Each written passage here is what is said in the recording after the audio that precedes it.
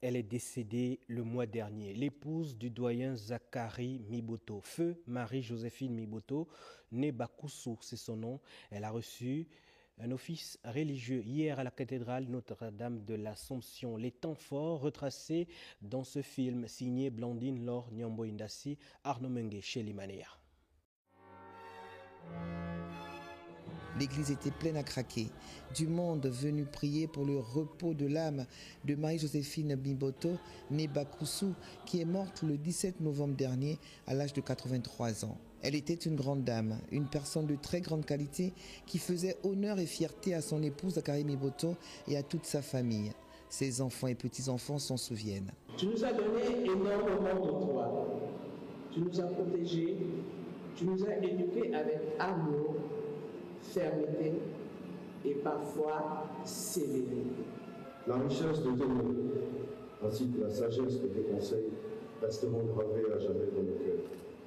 Nous avons hâte de faire perdurer cet héritage d'unité, de respect, d'amour et de persévérance. Originaire de Mounana, la défunte était polyglotte.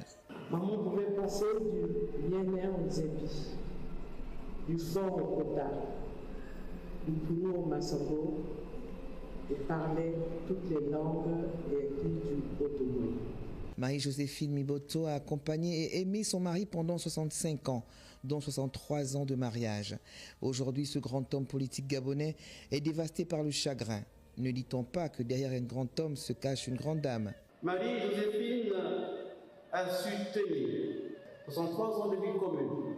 Elle a su tenir son rôle de soutien discret, de complice auprès de son époux, dans tous les moments de leur vie et particulièrement dans les passages difficiles.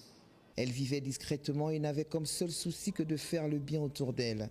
Les condoléances et les messages de soutien pleuvent. La première dame lui a rendu hommage.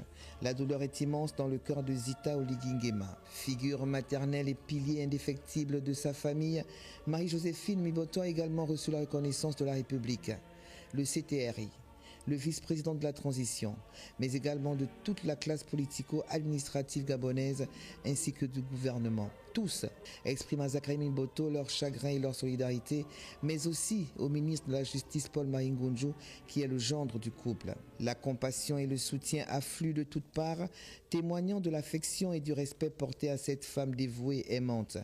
Une vague d'émotions.